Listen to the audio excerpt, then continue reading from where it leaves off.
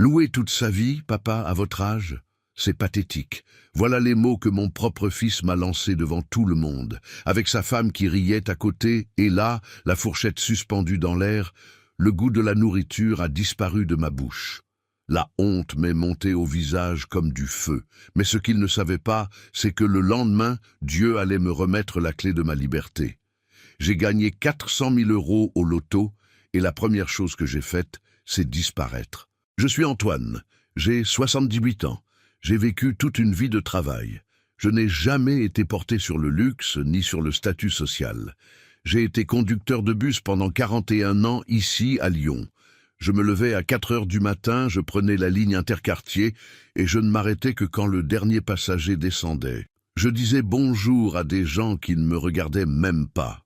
Je transportais des étudiants, des mères avec des enfants dans les bras, des messieurs avec leurs cannes, des travailleurs en sueur, des gens de toutes sortes. Et même avec un salaire serré, je n'ai jamais laissé mes enfants manquer de nourriture. Jamais. Quand ma femme, Cécile, est tombée malade, j'ai vendu tout ce que je pouvais pour prendre soin d'elle.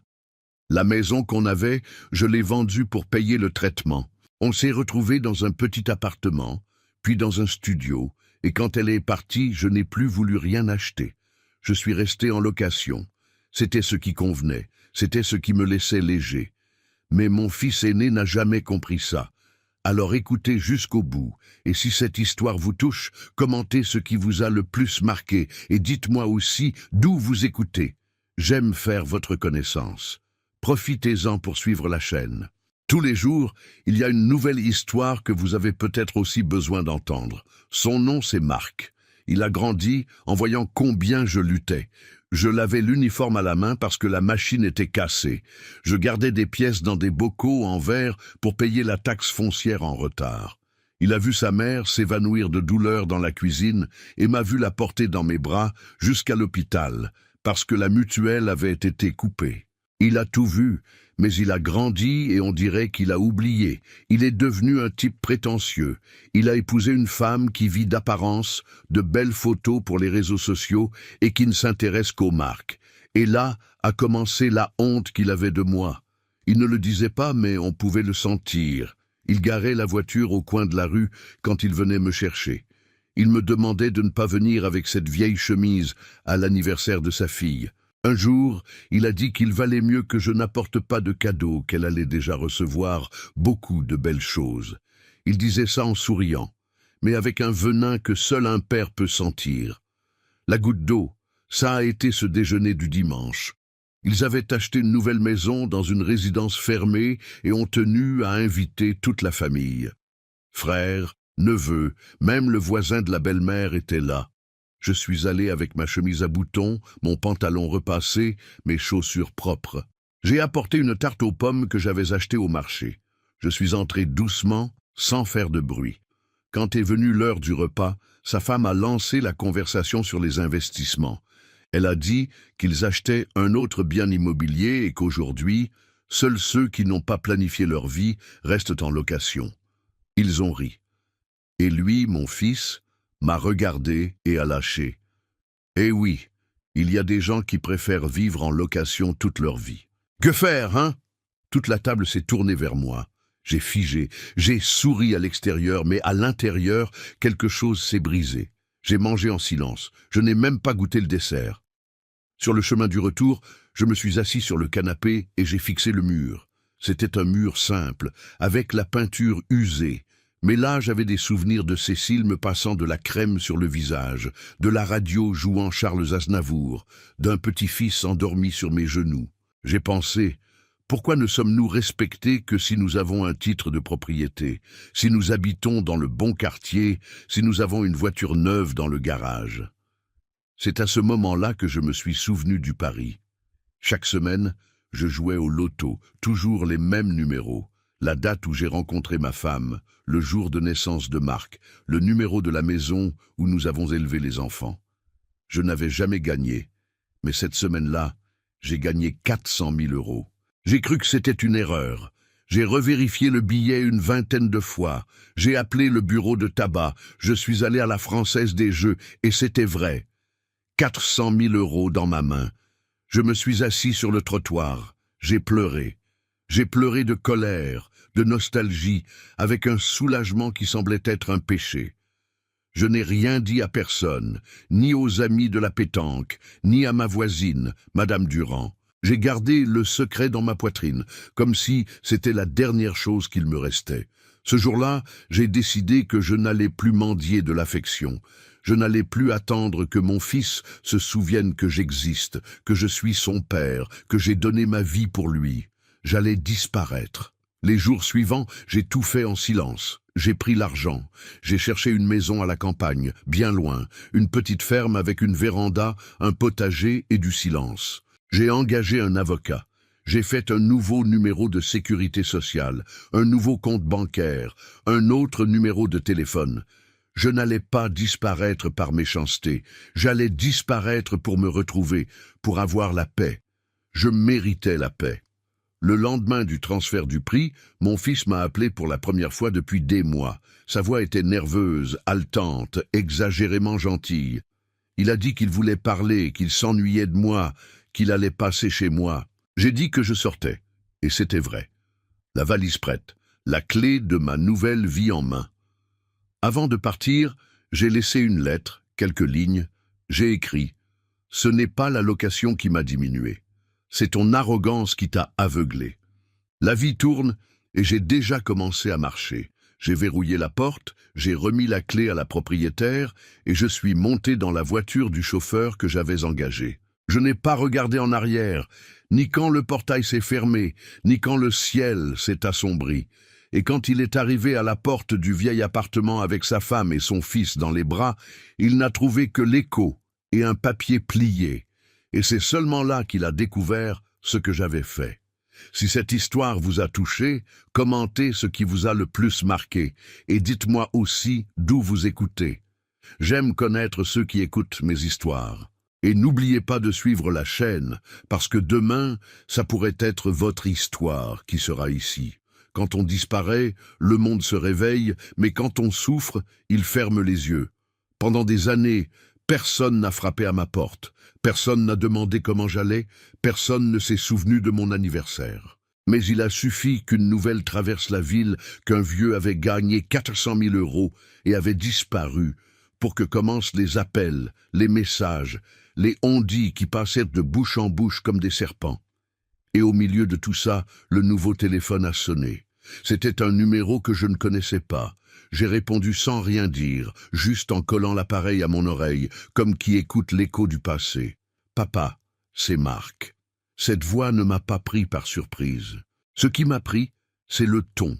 Ce n'était pas la voix d'un fils qui s'ennuie, c'était la voix de quelqu'un qui a eu peur, qui a senti l'absence, non pas par amour, mais par la perte. Il n'a pas demandé si j'allais bien, si j'avais besoin de quelque chose, où j'étais, ou pourquoi j'étais parti. Rien. Les premiers mots sont venus déjà tordus. Vous avez disparu, papa. La voisine a dit que vous avez rendu les clés et il paraît que vous avez gagné au loto. C'est vrai ça? C'était comme un seau d'eau froide au milieu du désert. J'aurais pu nier, j'aurais pu inventer n'importe quelle excuse, mais j'étais déjà trop fatigué pour jouer à ce jeu. Alors j'ai dit d'une voix ferme et sans détour, « C'est vrai ». De l'autre côté, silence. Mais ce n'était pas un silence ému, c'était un silence calculé, un espace de temps où il faisait probablement des calculs, imaginait des pourcentages, pensait à ce que je ferais avec cet argent, se souvenait du mot héritage, le type de silence qui n'apparaît que quand le cœur n'est pas dans la conversation, seulement l'ambition. Et il l'a confirmé dans la phrase suivante, « Papa, on doit parler. La dame de la banque m'a parlé des montants. Vous savez que gérer ça, ce n'est pas une plaisanterie. Je suis de la famille. On doit s'occuper de ça ensemble, hein, la famille. » Il a prononcé ce mot comme s'il n'avait jamais été blessé, comme s'il n'avait jamais été mis de côté à table, comme s'il n'avait pas été humilié un dimanche quelconque devant tous. La famille pour lui était un argument. Ce n'était pas de l'affection, c'était une porte d'entrée, pas un foyer. Où était la famille quand j'appelais et qu'il disait « Papa, ce n'est pas le moment ». Où était la famille quand j'ai passé un Noël entier seul? Où était-elle quand il regardait mes vêtements et chuchotait avec sa femme que j'avais l'air d'un jardinier de ma propre vie? Ce mot dans sa bouche m'a fait plus mal que n'importe quel mépris ancien. Il n'y a rien à discuter, Marc, c'est ce que j'ai répondu, direct, sec, pour la première fois sans trembler, sans essayer d'être le père qui comprend, qui justifie, qui passe l'éponge. Il a essayé de réparer, essayé de transformer ça en une plaisanterie mal interprétée. Écoutez, désolé, si j'ai été dur l'autre jour au déjeuner. On plaisante, on dit des bêtises, mais vous savez qu'au fond, on veut juste le meilleur, hein? Pardonnez-moi, d'accord. Mais j'ai écouté chaque mot comme qui écoute une vieille publicité. C'était du théâtre, c'était du remords d'occasion, c'était faux comme des fleurs en plastique à un enterrement. Je n'étais pas du repentir, c'était une réaction à la peur. La peur que je sois parti avec l'argent. J'ai raccroché simplement comme ça, sans réponse, sans au revoir. Et je suis resté là, avec le téléphone à la main, regardant cet écran noir, me fixant comme s'il demandait « Et alors? Maintenant tu y crois ?» J'ai senti un mélange de vide et de certitude. La certitude que j'avais bien fait, que disparaître était la seule façon de me retrouver, que le silence aussi est une réponse et parfois c'est la seule qui vaille. Mais le cœur, lui, n'obéit pas à la raison. Il bat, il saigne doucement, il demande tout le temps pourquoi est-il devenu comme ça. Je suis allé dans la chambre, j'ai ouvert le tiroir de la table de nuit et j'ai pris une vieille photo. Lui et moi, quand il avait environ 5 ans, nous étions au parc, lui sur mes genoux, souriant sans dents, moi avec l'uniforme de l'entreprise, la casquette de travers, et le monde semblait encore simple. Là, il y avait de l'amour. Là, c'était encore facile de croire. J'ai regardé ça pendant de bonnes minutes, puis je l'ai rangé de nouveau, comme qui ferme une porte de l'intérieur. Le lendemain, je suis allé dans la petite ville d'ici près. J'ai pris la voiture que j'avais achetée d'occasion et je suis allé faire le plein. Le pompiste a engagé la conversation, m'a demandé si j'étais nouveau dans la région. J'ai dit que oui. Il m'a offert un café, m'a dit que c'était une terre de braves gens ici. J'ai souri et remercié, mais en moi je portais encore le doute. Est-ce qu'un jour Marc me cherchera sans penser à l'argent? Est-ce qu'il existe un père dans sa bouche sans le signe euro dans sa pensée? Je suis rentré à la ferme avec le cœur qui battait plus lentement. À l'entrée du portail, le vent faisait balancer les hautes herbes et les oiseaux chantaient comme si rien n'allait mal. Mais en moi, la douleur faisait encore sa demeure. J'ai préparé un café, je me suis assis sur la véranda et j'ai commencé à écrire. Pas pour lui, pour moi. J'ai commencé à écrire sur tout ce que j'avais gardé pendant tant d'années, et sur ce papier, j'ai été sincère pour la première fois depuis des décennies. J'ai écrit « Tu m'as perdu bien avant le loto, fils. Tu ne t'en es juste pas rendu compte, parce que tu pensais que je serais toujours là à attendre, silencieux, reconnaissant pour n'importe quelle miette d'attention, mais je n'y suis plus. » Et à ce moment-là, j'ai compris que j'avais commencé à me libérer. La lettre est arrivée en fin d'après-midi, pliée n'importe comment, sans enveloppe, coincée avec une petite pierre sur le portail en bois de la ferme. L'écriture était pressée, presque illisible, typique de mon fils, quand il écrit quelque chose juste pour remplir une formalité. J'ai pris calmement, j'ai regardé chaque ligne, et ce n'était pas une surprise ce que j'ai lu. « Papa, répondez-moi, ce n'est pas correct. On doit parler d'urgence. Il y a des gens qui demandent, après vous. Ne disparaissez pas comme ça, on va régler ça correctement. » Le mot « régler » m'a retourné l'estomac comme si j'étais un problème, comme si mon silence, ma fuite, mon choix de vivre loin était un inconvénient qu'il devait régler. Je suis rentré avec le papier à la main. Je me suis assis à la table de la cuisine, j'ai posé les coudes et j'ai respiré profondément. Je me suis souvenu de quand il était petit et écrivait des petites lettres pour moi à la fête des pères. J'en garde une jusqu'aujourd'hui. « Papa, tu es mon héros ? Je veux grandir et être comme toi. » Maintenant, il ne restait que cette feuille blanche sale de hâte. Aucun comment allez-vous? Aucun pardonnez-moi, papa, pour ce que je vous ai fait sentir. Juste urgence et réglé. Il y avait plus de vérité dans les petits mots qu'il laissait coller sur le frigo avec des dessins mal faits que dans cette lettre écrite. Déjà avec les yeux sur mon argent, ça m'a vidé, mais en même temps ça m'a renforcé, parce que pour la première fois de ma vie, Je n'étais pas prisonnier, je ne devais rien à personne, je n'attendais plus rien de personne. Et cette liberté, bien que douloureuse, m'a rendu une dignité que le temps et l'humiliation avaient volée. Cette nuit-là, je n'ai pas pleuré, ni tremblé. J'ai juste pris le billet, je l'ai plié et rangé dans une boîte à chaussures, où maintenant vivaient tous les mots qui ne méritaient pas de réponse. Le lendemain matin, je me suis réveillé avec l'odeur de terre mouillée. Il avait plu pendant la nuit. Je suis allé dans le jardin, j'ai marché pieds nus sur le sol humide et j'ai respiré profondément. L'air était lourd de souvenirs, mais léger d'avenir. J'ai décidé qu'il était temps de faire quelque chose pour moi. J'ai pris la voiture et je suis allé en ville acheter quelques outils, des graines et un plant de cerisier.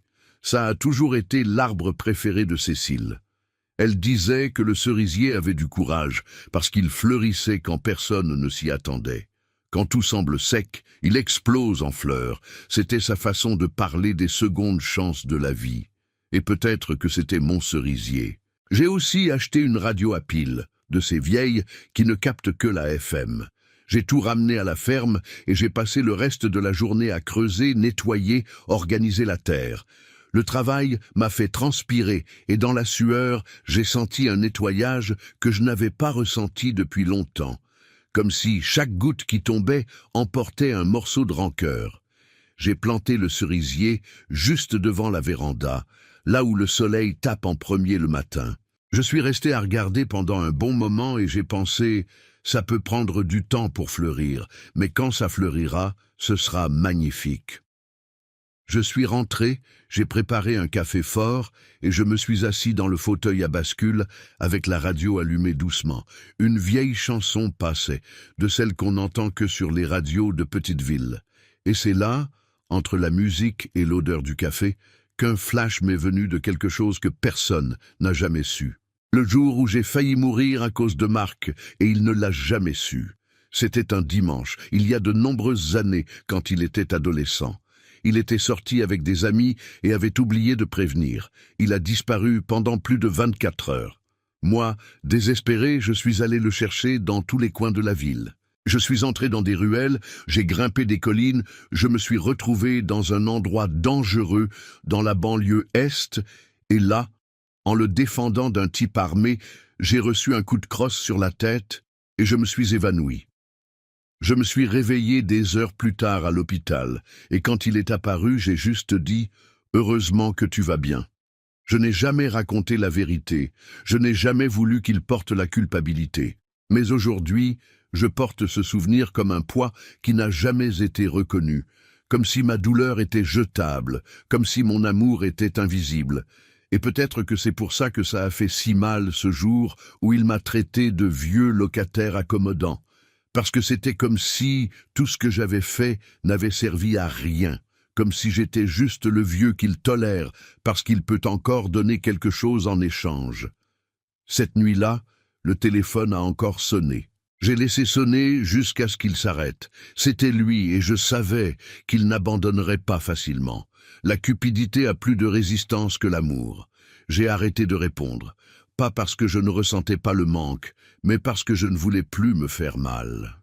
Et dans ce silence, j'ai commencé à reconstruire qui j'étais. L'audience a été fixée. Je ne voulais pas y aller, mais mon avocat a dit que si je ne comparaissais pas, il pourrait interpréter ça comme une faiblesse. Il m'a conseillé d'y aller ferme, silencieux, avec tout documenté. C'était un jeune homme, mais sensé. Il me traitait avec respect, m'appelait monsieur et ne m'a jamais regardé comme un vieux confus, comme le faisait mon propre fils. J'ai commencé à lui faire confiance, et c'est avec lui que je suis allé au tribunal de la ville par un matin froid, ciel nuageux et cœur noué. Je suis entré dans la salle, et pour la première fois depuis que j'avais disparu, j'ai revu Marc. Il portait un costume neuf, la barbe faite. Cette posture de celui qui se croit plus malin que tout le monde. Il n'a même pas regardé dans mes yeux, et je n'ai pas baissé les miens. La juge était une femme au regard direct. Elle a lu le dossier, écouté les parties. Mon fils a utilisé les beaux mots qu'il avait appris avec sa femme. Il a dit que c'était juste de l'inquiétude, que j'agissais de façon isolée, erratique, qu'il voulait juste s'assurer que mon patrimoine ne soit pas gaspillé. Mon avocat a calmement remis des documents, des preuves que je vivais en toute indépendance, lucide, et que je voulais juste de la distance de ceux qui m'avaient blessé. Quand est venu mon tour de parler, je me suis levé lentement, j'ai regardé la juge, puis j'ai regardé mon fils et j'ai parlé d'une voix claire, sans colère. Il ne s'inquiète pas pour moi, il s'inquiète pour ce que j'ai, parce que quand je n'avais rien, il m'appelait fardeau, vieux locataire. Et maintenant que j'ai quelque chose, il veut gérer ma vie. La salle est restée silencieuse, un silence que même la climatisation n'a su remplir. Et la juge, avec un léger signe de tête, a clos la session. 2 jours plus tard, la décision est sortie. Demande rejetée. Aucune interdiction, aucune curatelle, aucun accès à ma vie. Et moi, du haut de mes 78 ans, je suis sorti de ce tribunal avec la colonne plus droite que jamais. Mais la douleur, elle, n'est pas passée, parce que voir un fils essayer de te faire interdire, c'est comme regarder l'amour être déchiré devant toi. Je me suis souvenu de quand il était petit et qu'il avait la varicelle. Je n'ai pas dormi 3 nuits d'affilée, assis à côté de lui, posant un linge humide sur son front, grattant son dos avec du coton, racontant des histoires à voix basse pour qu'il oublie les démangeaisons. Je me suis souvenu de quand il n'a pas réussi son entrée à l'université et qu'il s'est enfermé dans sa chambre, pleurant en cachette. C'est moi qui ai préparé son plat préféré et me suis assis au bord du lit sans rien dire. Je suis juste resté là présent, père. Et maintenant, il voulait qu'un juge dise que je n'avais même plus la capacité de prendre soin de moi. Je suis rentré à la ferme sans dire un mot. Je suis passé directement par la véranda. Je suis entré dans la chambre et j'ai ouvert la boîte où se trouvaient les vieilles photos. J'en ai pris une où nous sommes, moi, lui et Cécile, à un anniversaire simple avec un gâteau de travers au centre de la table et 3 bougies allumées. Nous 3 souriant vraiment. Ça a fait plus mal que tout parce que je savais que ce garçon sur la photo était mort.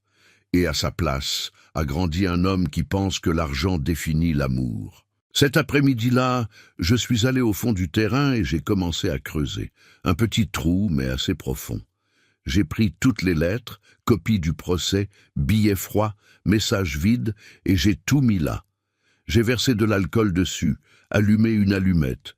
Je suis resté debout à regarder la fumée monter, brûlant ce qui ne m'avait jamais apporté de consolation. Ce n'était pas de la vengeance, c'était du deuil. Le deuil d'un lien qui est mort sans adieu. Le deuil d'une histoire que j'ai essayé d'écrire seul et qu'il n'a jamais voulu lire. Les jours qui ont suivi, j'ai arrêté de prononcer son nom. En moi, j'ai commencé à accepter que tous les fils ne sont pas le miroir de ce qu'a été le père. J'ai commencé à vivre plus légèrement. Je me réveillais, j'arrosais le cerisier, je travaillais le bois, je préparais le déjeuner avec plaisir. J'ai commencé à marcher jusqu'à la ville, 1 fois par semaine. Là-bas, les gens m'appelaient Père Antoine de la ferme. Personne ne me connaissait pour ce que j'avais, seulement pour ce que je montrais. Un monsieur tranquille qui aimait parler du temps, planter des patates douces et écouter de la vieille musique sur la radio à pile. Mais la vie aime tester nos certitudes. Et lors d'une de ces promenades en ville, je me suis arrêté à un vieux kiosque à journaux, juste pour regarder. Et c'est là que j'ai vu, en première page d'un journal du week-end, héritage inattendu, fils tente de faire interdire père gagnant du loto. La photo ne montrait pas mon visage, mais l'article décrivait tout. La nouvelle avait fuité, l'histoire se répandait, et avec ça viendrait plus de tentatives, plus de gens intéressés, plus d'invitations, plus de fausses accolades. Je suis rentré à la maison, la tête pleine, mais cette nuit-là, au lieu de me déprimer, ça m'a donné une idée. Peut-être qu'il était temps de rendre tout plus clair, de faire quelque chose que lui et quiconque voudrait m'utiliser n'attendraient jamais. Quelque chose qui montrerait que je n'étais pas à vendre, que mon silence n'était pas de la faiblesse. C'était un choix. Et c'est là, assis de nouveau dans mon fauteuil à bascule, regardant le cerisier commencer à créer les premiers bourgeons, que j'ai décidé de faire mon testament, mais pas comme il l'imaginait. Faire un testament n'est pas quelque chose qu'on pense avec joie. Ce n'est pas comme planifier un voyage, ni comme choisir le nom d'un petit enfant. C'est un acte solennel, lourd, mais aussi libérateur. Parce que quand on écrit un testament, on ne fait pas que diviser des biens, on scelle sa propre histoire. On dit avec de l'encre sur le papier, c'est comme ça que j'ai vécu et c'est comme ça que je veux qu'on se souvienne de moi. Et moi, je ne voulais pas que mon histoire se termine comme un vieux riche entouré de gens intéressés. Je voulais qu'elle se termine comme un homme digne, entier, en paix. J'ai appelé l'avocat. J'ai dit que j'avais besoin de parler calmement. Nous sommes allés dans son bureau 2 jours plus tard. J'ai apporté un cahier avec des notes et des souvenirs, des noms qui n'ont jamais quitté ma mémoire. Il m'a reçu avec respect, comme toujours. Café chaud, écoute attentive, rien de pressé. J'ai raconté que je voulais faire un testament simple, mais juste, que je ne voulais rien laisser entre les mains de ceux qui n'étaient apparus que par intérêt, que mon fils ne recevrait pas un centime, et que ce n'était pas de la vengeance, c'était de la réparation. Nous avons commencé à rédiger sur place. La moitié de la somme serait donnée à une maison de retraite de la ville où j'ai vécu pendant plus de 30 ans. Je connaissais cet endroit. Je me souviens d'y avoir déposé une fois un monsieur qui dormait à l'arrêt de bus. Je suis revenu le lendemain avec une couverture, et je l'ai trouvé déjà soigné, avec de la soupe chaude sur la table. Ça m'a marqué.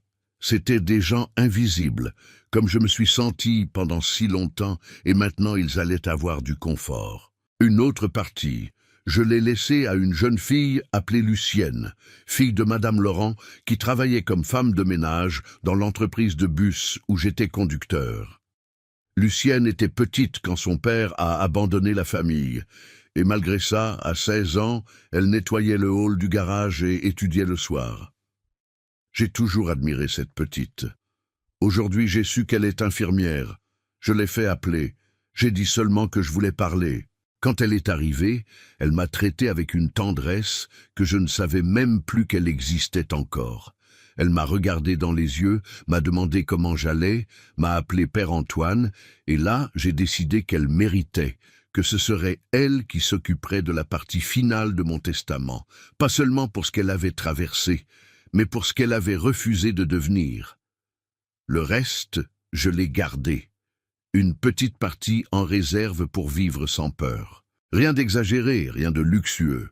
Je continuerai dans ma ferme avec ma radio à pile, mon petit potager et mon cerisier. L'important, c'est que maintenant, mon cœur était plus léger, comme si en écrivant ces clauses, j'avais enterré pour de bon le poids d'une vie, essayant d'être reconnu par qui ne voulait pas voir. Sur le chemin du retour, le ciel était ouvert, le soleil tapait fort et l'air était propre. Je me suis arrêté au milieu du chemin de terre, juste pour regarder l'horizon. Et c'est là, assis dans la voiture arrêtée, que je me suis vu pleurer. Mais ce n'étaient pas des pleurs de tristesse, c'étaient des pleurs de soulagement de fin de cycle. De qui, après avoir porté un fils sur les épaules pendant des années, le pose enfin par terre et choisit de marcher seul. Mais je savais que cette paix allait encore être défiée, parce que des gens comme Marc n'abandonnent pas facilement. Et au fond, une partie de moi espérait encore, même contre la raison, qu'il apparaisse un jour juste pour dire « Papa, je regrette pas à cause de l'argent, mais parce que ça lui a fait mal aussi, parce qu'il a ressenti mon absence, parce qu'il a reconnu, parce qu'il voulait redevenir fils. » Mais cet espoir, je l'ai gardé dans une petite boîte tout au fond de l'âme. Je l'ai fermé, verrouillé, et j'ai jeté la clé dans la rivière du temps. Parce qu'attendre le pardon de qui ne voit pas la douleur de l'autre, c'est se condamner à la tristesse. 2 jours plus tard, le téléphone a sonné. C'était un numéro différent. J'ai répondu par impulsion. C'était sa femme. Sa voix venait froide, impatiente de l'autre côté. « Monsieur Antoine, Marc est dévasté par tout ça. Il dit que vous êtes injuste, qu'il n'a jamais voulu vous blesser.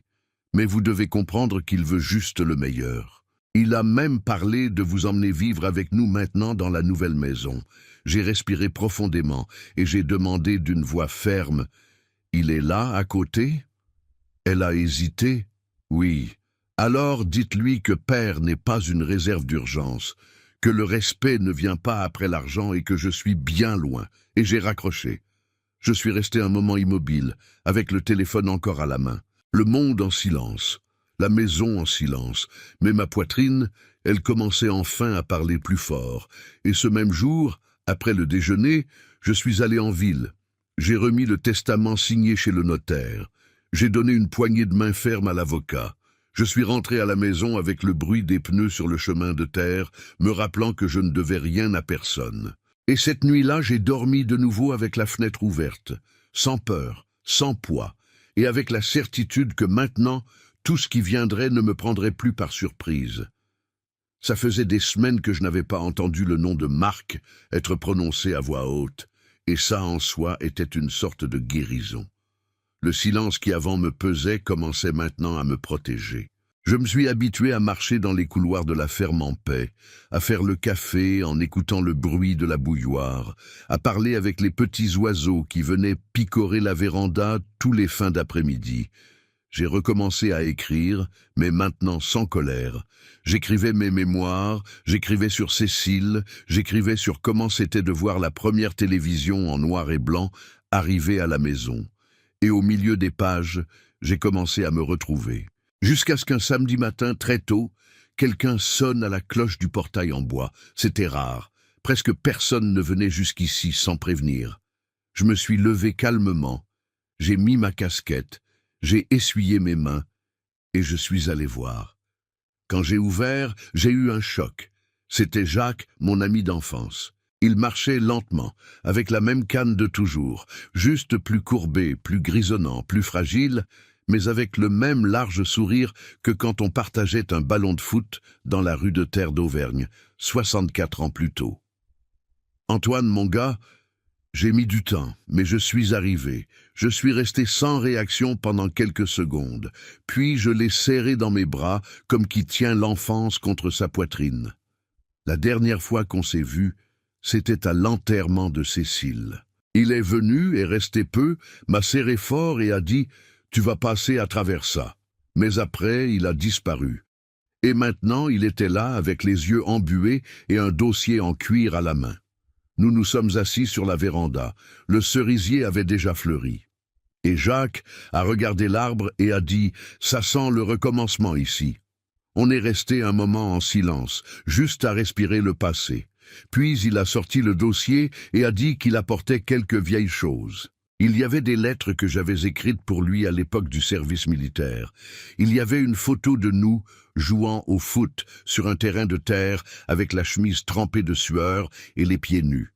Et il y avait au fond du dossier une enveloppe jaunie avec l'écriture de Cécile. J'ai trouvé ça dans une de mes boîtes. Je crois qu'elle a écrit pour vous, mais ne vous l'a jamais remise. J'ai ouvert avec précaution, avec un léger tremblement dans les mains. La lettre était courte, mais on aurait dit qu'elle avait été écrite hier. Antoine, si un jour tu te perds de ceux que tu aimes, n'oublie pas. Le vrai amour trouve toujours un moyen de refleurir, même si c'est avec d'autres racines. J'ai lu ça et je suis resté immobile, les yeux rivés sur ces mots. Jacques me regardait sans rien dire, comme qui comprend tout. Nous avons passé toute la journée à parler. Nous nous sommes souvenus de son père, qui faisait du pop-corn dans une boîte d'huile.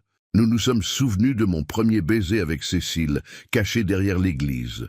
Nous avons parlé des enfants, de la vieillesse, des amis qui sont déjà partis, et c'est là que j'ai dit pour la première fois à voix haute. Marc a essayé de me faire interdire, Jacques. Il voulait contrôler mon argent. Il a dit que c'était par amour, mais il n'a jamais appelé quand je n'avais pas un centime. Il m'a regardé et a parlé avec ce calme de qui a déjà souffert dans sa chair. Il y a des gens qui ne comprennent la valeur du père que quand ils voient le relevé bancaire. Mais tu n'es pas seul, Antoine. Tu ne l'as jamais été. Avant de partir, il a serré ma main avec force et a dit « Je suis revenu pour faire mes adieux correctement. J'ai un cancer du foie, ça s'est répandu. Il me reste quelques mois, mais j'avais besoin de te voir. J'avais besoin de te dire que tu es un des hommes les plus justes que j'ai jamais connus. J'ai essayé de dissimuler l'impact, mais ma voix a failli. J'ai seulement pu le serrer de nouveau dans mes bras. Je l'ai regardé partir lentement, comme qui sent déjà le temps s'échapper par les pas. Cette nuit-là, j'ai écrit dans le cahier à couverture dure que je gardais dans la table de nuit. Aujourd'hui, j'ai reçu plus d'affection d'un vieil ami que d'un fils que j'ai élevé de mes mains. Et ça a fait mal d'écrire ça, mais ça a fait mal proprement, parce que là j'ai compris que parfois le sang n'est pas le lien le plus fort. Ce qui unit vraiment, c'est la reconnaissance, c'est le soin, c'est la mémoire que l'autre garde de vous. 2 jours plus tard, un colis est arrivé, une enveloppe venant du tribunal. C'était une contestation. Mon fils faisait appel de la décision de la juge. Il voulait ouvrir une nouvelle action, alléguant un abandon émotionnel de la part du père. Il disait qu'il était exclu injustement de la famille, qu'il en souffrait, qu'il désirait se réconcilier. Le mot réconciliation me paraissait absurde là au milieu de ce tas de termes juridiques. Parce que s'il y a une chose qu'on ne construit pas avec un document, c'est la réconciliation. Ça ne naît que là où il y a de l'humilité. Et mon fils n'a jamais su ce que c'était. J'ai pris ce papier, je l'ai lu 3 fois, et puis je l'ai porté jusqu'au feu du poêle à bois. Je l'ai brûlé lentement, et pendant que la fumée montait, j'ai pensé, il pense encore que tout se règle avec un procès, mais l'amour qui se perd ne revient pas par assignation. La semaine suivante, j'ai reçu une lettre d'une jeune fille, appelée Anne-Marie. C'était la petite fille de Monsieur Dubois, un monsieur qui jouait au domino avec moi là dans le quartier où j'ai vécu pendant 20 ans. Elle disait qu'elle se souvenait de moi, assis sur le banc de la place, toujours avec un sourire et une histoire à raconter. Elle a dit que, quand elle était enfant, elle était hypnotisée en écoutant mes histoires, et que maintenant adulte, elle pensait que les grands-parents du monde avaient besoin d'être plus écoutés. À la fin, elle a écrit « J'ai toujours pensé que vous étiez un héros déguisé en conducteur de bus. J'ai pleuré en lisant ça parce que j'ai passé ma vie à essayer d'être un héros pour qui ne m'a jamais vu ainsi. Et il a suffi d'un souvenir sincère d'une petite fille qui m'écoutait de loin pour que je me sente entier. Cette nuit-là, je n'ai pas écrit dans le cahier. Je me suis juste assis dans le fauteuil, j'ai regardé le cerisier fleuri et j'ai dit à voix haute « Cécile, si tu m'entends encore, sache que je vais bien. Blessé oui, mais debout et plus aimé qu'avant, juste que d'autres façons, d'autres manières. Et c'est là, à cet instant, que j'ai su que le pire était passé. Le temps a une façon étrange de nous guérir. Il n'efface rien, mais il réorganise la douleur. Il la rend plus supportable, plus distante. Ce qui brûlait avant ne fait plus que piquer quand le vent change. Et c'est à ce rythme, lentement, que la vie a commencé à se remettre en place. La ferme avait déjà un autre visage. Le potager poussait, les cerisiers fleurissaient, les bancs de la véranda ont gagné de nouveaux coussins faits par Madame Martin, la voisine du terrain d'en haut, qui venait me rendre visite 1 fois par semaine avec du gâteau au yaourt et des histoires de sa petite fille. J'écoutais tout avec attention, comme si chaque morceau de vie partagé là servait à raccommoder les trous de ce qui m'avait été enlevé. Marc continuait absent de corps, mais présent dans les tentatives. De nouvelles notifications sont arrivées, de nouveaux papiers, plus de tentatives juridiques de s'approcher par obligation. Mais je ne m'en émouvais même plus. Je ne répondais plus. Mon avocat s'occupait de tout. Je signais juste ce qu'il fallait, et je retournais creuser la terre. J'avais appris qu'on ne peut pas parler avec qui ne vous écoute pas vraiment. Son absence avant coupante était maintenant prévisible, comme une visite qui n'arrive jamais et pour laquelle vous n'arrangez même plus la maison pour attendre. Mais le monde ne s'arrête pas. Et quand on pense avoir tout vu, quelque chose de nouveau apparaît. Un jour, en revenant de la ville, je me suis arrêté pour faire le plein et j'ai trouvé une jeune fille assise près du snack de la station avec un sac à dos crasseux, le visage fatigué et le regard perdu. Il y avait quelque chose en elle qui m'a touché. Je me suis souvenu de ma petite fille, la plus jeune, que je n'ai plus jamais vue depuis que mon fils a coupé le contact. Je me suis approché doucement. J'ai offert un verre d'eau. Elle a accepté. Nous avons parlé. Son nom était Julie. Elle venait du sud, essayant d'arriver jusqu'en Bretagne, où vivait une tante, mais le bus a été attaqué. Ils ont pris les papiers, l'argent, et elle est restée au milieu du chemin. Elle a dit qu'elle dormait dans des gares routières depuis 2 jours. Mon cœur s'est serré. Je l'ai invité à déjeuner là avec moi. Puis, je l'ai emmené au commissariat pour faire une déclaration. J'ai aidé à obtenir le contact de cette tante qui a tout confirmé et devait venir la chercher dans 2 jours. Entre-temps, Julie est restée hébergée dans la petite chambre du fond de ma ferme, pas par charité, mais par humanité. Et en 2 jours, cette petite m'a donné plus de respect que mon fils en des décennies. Elle a aidé au potager, nettoyé le sol de la véranda sans que je demande, fait un gâteau, et le 2e jour, quand nous nous sommes assis pour dîner, elle m'a regardé et a dit « Vous me rappelez mon grand-père. Il m'a élevé. Il est mort il y a quelques années, mais il était exactement pareil. Il ne parlait pas beaucoup, mais sa présence remplissait la maison. » Ça m'a démonté parce que moi, qui m'étais déjà résigné à être le vieux oublié, je me voyais être rappelé, être reconnu par quelqu'un qui ne me connaissait que depuis 2 jours.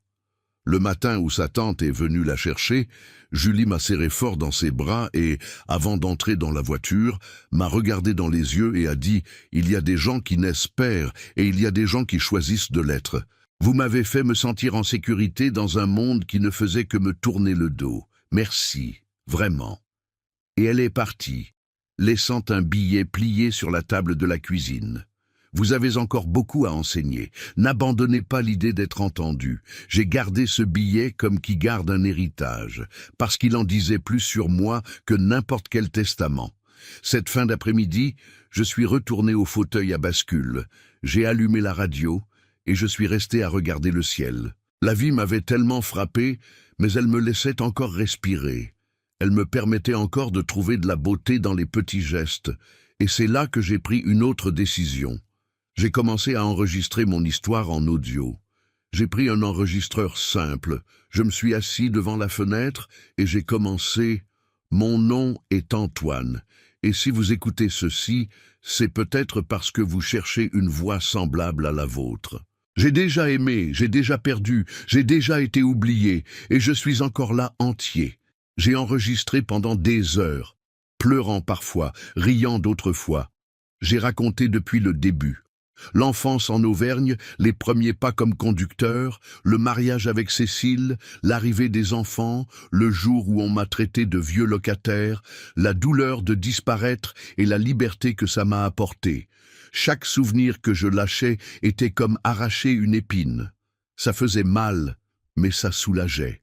Et à la fin de l'enregistrement, j'ai dit seulement « Si quelqu'un un jour me cherche en voulant savoir qui j'étais, qu'il écoute ça. » Parce que ma valeur n'est pas dans l'argent que j'ai gagné, mais dans le silence que j'ai appris à faire valoir.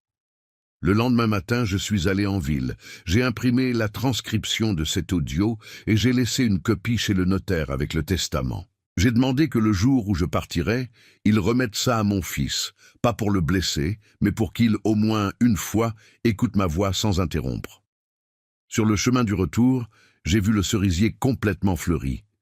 C'était comme si chaque fleur disait « Tu ne t'es pas brisé, tu es devenu racine. » Et cette nuit-là, j'ai dormi sans nostalgie. J'ai dormi entier. Le temps est passé trop vite après le départ de Julie. Les jours sont devenus plus silencieux, mais pas solitaires, parce que maintenant je portais d'autres voix en moi. Des voix qui me rappelaient que le vrai amour ne crie pas. Il demeure. Je continuais avec ma routine simple. Je m'occupais du potager, je nettoyais la véranda, j'écrivais dans mon cahier à couverture dure. Je me sentais plus entier, pas parce que tout s'était résolu, mais parce que je n'avais plus besoin de résolution. J'ai appris à vivre avec l'absence, comme qui apprend à marcher avec une douleur au genou. Au début en boitant, puis avec fermeté. Enfin, on ne s'en aperçoit même plus. Mais un samedi matin, pendant que je balayais les feuilles sèches de la cour, j'ai entendu le bruit d'une voiture s'approcher lentement. C'était une berline sombre, moderne. Elle s'est arrêtée au portail comme qui craint d'envahir un territoire. J'ai attendu quelques secondes, j'ai posé le balai contre le mur et je suis allé voir. Un jeune homme est sorti de la voiture, grand, cheveux châtain clair, expression sérieuse. Il y avait quelque chose de familier dans les yeux. Il a marché lentement, regardant autour, comme qui cherche la permission d'être là. Quand il s'est approché, il a dit d'une voix basse, « Grand-père, c'est moi, Daniel. » Je me suis figé. Ça faisait au moins 5 ans que je n'avais pas vu Daniel, le fils de Marc. Le dernier souvenir que j'avais de lui était un garçon en bermuda jean et maillot de l'Olympique lyonnais courant dans le couloir de mon ancien appartement avec une épée jouette à la main. Maintenant, devant moi, il y avait un homme. Un homme avec le même sourcil arqué que son père, mais avec un regard qui semblait demander quelque chose sans mots. « Comment tu m'as trouvé ?» C'est la seule chose que j'ai réussi à dire. Il a expliqué qu'il avait entendu parler du testament et du procès au tribunal, qu'il était devenu curieux, qu'il avait vu mon nom dans un registre de notaire de la ville et avait décidé d'essayer. Il a dit qu'il s'était disputé avec son père quand il a tout découvert, qu'il ne savait pas de la tentative d'interdiction, que dans ses mots, il avait honte de son propre nom de famille. Je suis resté immobile en silence. J'ai essayé de ne pas laisser transparaître le serrement dans la poitrine. Il a continué. « Je suis juste venu vous voir, grand-père. Je ne veux rien. Je voulais juste savoir si vous vous souvenez encore de moi. » J'ai répondu avec sincérité. « Me souvenir? Je me souviens. Je ne savais juste pas s'il y avait encore de la place. » Il a baissé la tête. Nous sommes restés quelques secondes là immobiles avec le son des petits oiseaux en fond. Puis, j'ai ouvert le portail sans rien dire et il est entré. Il a marché avec moi jusqu'à la véranda, a regardé le cerisier fleuri et a commenté « C'est beau, ça a l'air fort ». J'ai répondu « Il l'est ». Mais avant de fleurir, il a passé des années à paraître mort. Il a compris ce que je voulais dire. Nous nous sommes assis, j'ai offert du café. Nous avons parlé de tout, sauf de son père. Nous avons parlé de l'enfance, des vacances sur la Côte d'Azur, de la fois où il s'est perdu au supermarché et où j'ai couru comme un fou jusqu'à le trouver. Il s'est souvenu de choses que j'avais déjà oubliées. Il a dit qu'il gardait une photo de nous dans son portefeuille caché de son père, qu'il a grandi en entendant que j'étais un vieux aigri, mais qu'au fond, il n'y a jamais cru. J'ai toujours pensé que vous étiez juste quelqu'un qui en avait assez d'être ignoré, et il avait raison. Se fatiguer aussi est une forme d'amour. C'est le point où l'amour dit « Jusqu'ici j'ai supporté ». Et j'étais arrivé à ce point. Avant de partir, Daniel m'a remis une enveloppe. Dedans une lettre écrite à la main, écriture ferme sans rature. Ça commençait par « Grand-père ». Je ne veux rien vous demander. Je veux juste vous rendre un morceau de ce qui est à vous, le droit d'être rappelé comme un homme bon. J'ai lu en silence. Quand j'ai terminé, j'ai fermé les yeux un moment. Puis je me suis levé, je suis allé à l'armoire et j'ai sorti une petite boîte en bois. Dedans, il y avait de vieilles lettres de Cécile, des photos jaunies et une lettre que j'avais écrite et jamais remise. C'était pour Daniel, écrite il y a des années, quand j'espérais encore qu'il vienne me rendre visite. Je la lui ai remise sans rien dire, et j'ai vu là dans ses yeux une larme contenue, pas de culpabilité mais de retrouvailles. Il m'a serré dans ses bras, une accolade ferme, sincère, sans reproche, et il est parti comme il était venu, lentement, sans faire de bruit, mais il a laissé en moi quelque chose que je n'espérais plus sentir. L'espoir. Cette nuit-là, je suis retourné écrire dans mon cahier. J'ai écrit. Aujourd'hui, pour la première fois, quelqu'un est revenu, pas pour prendre quelque chose, mais pour rendre.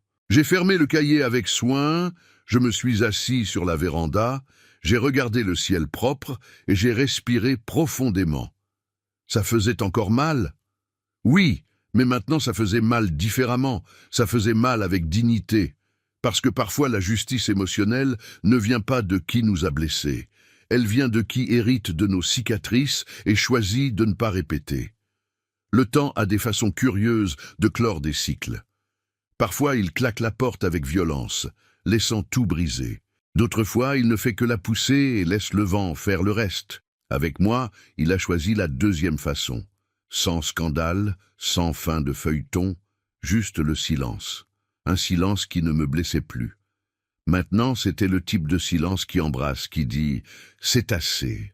J'ai passé tant de temps à attendre une réponse de mon fils, de la vie, de moi-même, que quand la réponse est arrivée, je n'ai même pas eu besoin de mots. Elle est venue dans le regard de mon petit-fils, dans une accolade, dans un arbre planté à côté du cerisier, et c'était suffisant.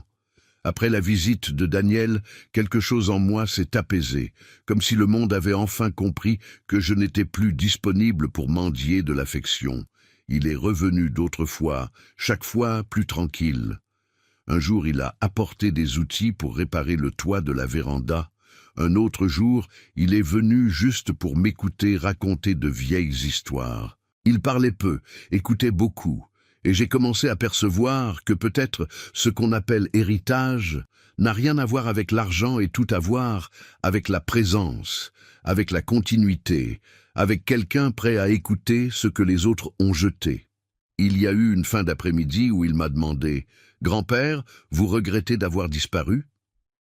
J'ai mis du temps à répondre. J'ai bu une gorgée du café déjà froid et j'ai dit « Je regrette d'avoir attendu si longtemps avant de disparaître. » Et il a compris, parce que parfois on a besoin de se perdre des autres pour se retrouver en paix. J'ai perdu mon fils, mais je me suis retrouvé moi-même, et le prix que j'ai payé pour ça était élevé. Mais la liberté qui est venue après n'a pas de prix. J'ai commencé à réorganiser mes affaires, à nettoyer les coins de la maison, à séparer les papiers, à classer les souvenirs. J'ai pris une boîte à chaussures et j'ai écrit sur le couvercle « Laissez derrière ».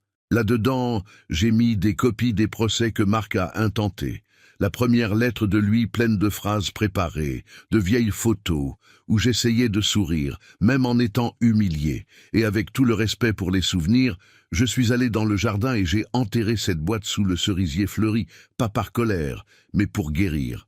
Parce que garder la douleur sur l'étagère ne sert qu'à rappeler à la personne ce qui manque. Et je ne voulais plus me rappeler de ce qui me manquait. Je voulais valoriser ce qu'il me restait encore, le maintenant. C'est pour ça que j'ai décidé de faire un dernier enregistrement. J'ai pris l'enregistreur simple que Daniel m'avait donné, de ses petits, à voix claire, et je me suis assis dans le fauteuil de la véranda avec le cerisier me faisant de l'ombre.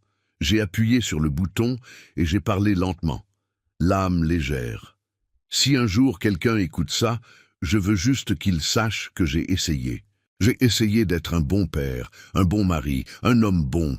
J'ai fait des erreurs, bien sûr. J'ai été dur parfois, j'ai été absent d'autres fois, mais jamais par choix. C'était la vie, le poids de tout porter sur le dos. J'ai aimé même quand j'ai été méprisé, j'ai attendu même quand je ne devais plus. Et à la fin, j'ai choisi de ne plus implorer, et ça a été la décision la plus difficile de ma vie.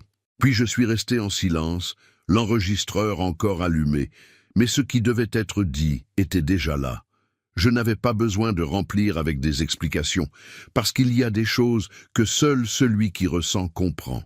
Le lendemain, je suis allé chez le notaire et j'ai ajouté une dernière clause au testament. Rien en rapport avec des biens ou des propriétés, juste une demande. Que cet enregistrement soit remis avec mon cahier de mémoire à qui un jour dirait le cœur ouvert « Je veux connaître l'homme qui était mon père ». Si cette personne existait, elle mériterait d'entendre mon histoire. Et si elle n'existait pas, que le monde suive son cours. J'avais déjà fait ma part. Dans les semaines suivantes, j'ai commencé à marcher plus lentement. Le corps se fatiguait plus facilement, les mains tremblaient de temps en temps, mais l'âme, elle, marchait ferme. Et un dimanche après-midi, Daniel est arrivé avec un cadeau, un tableau peint à la main, le cerisier, l'arbre à côté, la véranda, avec un fauteuil solitaire. Dans le coin de la toile, une phrase « Le temps ne t'a pas emporté, il t'a juste révélé ». J'ai pleuré là debout avec le tableau contre la poitrine, parce que parfois, toute la vie, on lutte pour être vu, et soudain quelqu'un regarde, pas pour juger, mais pour voir vraiment. Et ça vaut plus que 400 000 € de n'importe quel loto. J'ai commencé à préparer mon départ en silence, pas parce que j'étais malade ou proche de la fin, mais parce que j'ai compris que tout homme devait laisser sa maison prête avant de partir. J'ai passé les derniers jours à écrire de courts billets, à les coller derrière les portes, sous les tasses, dans la Bible. Des choses comme « utiliser cette cuillère pour servir quelqu'un avec amour » ou « si quelqu'un arrive fatigué, que ce fauteuil offre du repos ». Chaque coin de la maison est devenu un message de moi pour le monde. Et la dernière nuit où j'ai écrit dans le cahier, j'ai laissé la phrase suivante. Ne me cherchez pas dans les meubles. Cherchez-moi dans les choix que vous faites après m'avoir écouté. J'ai fermé le cahier avec les deux mains et je l'ai rangé sous l'oreiller. J'ai dormi en paix. Le ciel était clair. La radio à pile jouait doucement. Une vieille chanson française que j'écoutais avec Cécile au temps de nos fiançailles. Peut-être que je vivrai encore de nombreuses années, peut-être que je partirai demain, je ne sais pas. Mais si vous avez écouté cette histoire jusqu'ici, sachez qu'elle n'est pas seulement la mienne. Elle est celle de milliers de pères, de grands-pères, d'hommes qui ont été oubliés quand ils ont cessé d'être utiles, mais qui ont continué à aimer en silence. Si vous avez un père vivant, allez le voir. Si vous avez un fils distant, priez, mais préservez-vous. Et si vous êtes quelqu'un qui porte de la rancœur dans le cœur, demandez-vous, est-ce que ça vaut vraiment de laisser la vie se terminer ainsi? Commentez si cette histoire vous a touché. Dites-moi d'où vous écoutez et si vous pouvez, partagez avec quelqu'un qui a besoin d'entendre ça. Parce que parfois, une simple vidéo peut sauver un père qui perd la foi ou réveiller un fils qui a déjà oublié ce qu'est l'amour.